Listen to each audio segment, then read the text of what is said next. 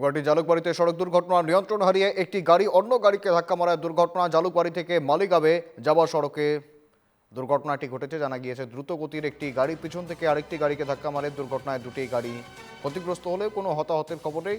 দুর্ঘটনার পর তীব্র যানজটের সৃষ্টি।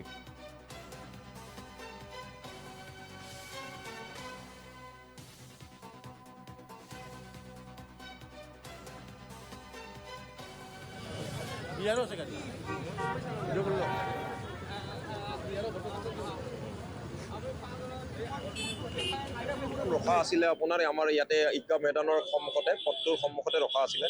তো 4জন ল'ৰা আমাৰ বহি আছিলে এখন I10ত। তো I10 ইমান ৰাফ চলাইছে I10খন, আহিয়ে মানে কোবাই কেনে একদম মানে উৰি মানে উল্টা, গাড়ীখন উল্টা হৈ গৈছে।